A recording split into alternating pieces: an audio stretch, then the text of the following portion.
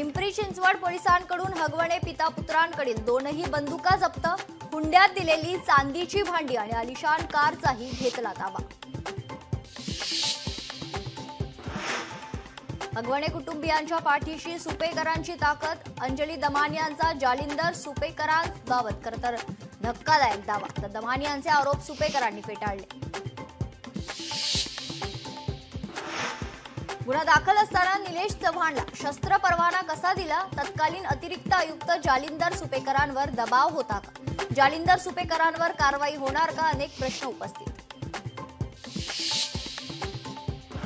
कसपटे कुटुंबियांना धमकावल्याचं प्रकरण, निलेश चव्हाण सरेंडर होणार, तर निलेश चव्हाणचा भाऊ आणि वडिलांची पोलिसांकडून चौकशी सुरू।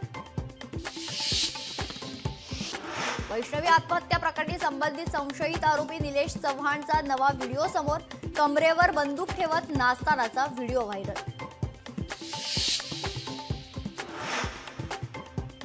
एनडीएतील घटक पक्षांची उद्या महत्त्वपूर्ण बैठक दिल्लीत, उद्या सकाळी बैठक पार पडणार। एनडीए घटक पक्षातील मुख्यमंत्री उपमुख्यमंत्री हजर राहणार।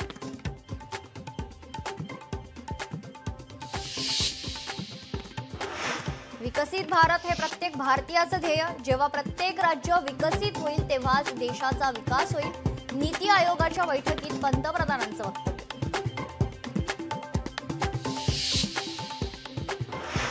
रविवारी संपूर्ण राज्याला पावसाचा रेड अलर्ट, 28 मे पर्यंत अतिमुसळधार पावसाचा अंदाज।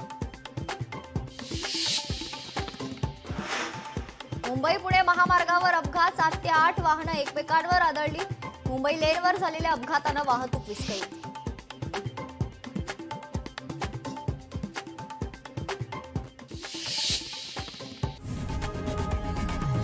लोकशाही मराठी ऐका, पहा, जागरूक रहा।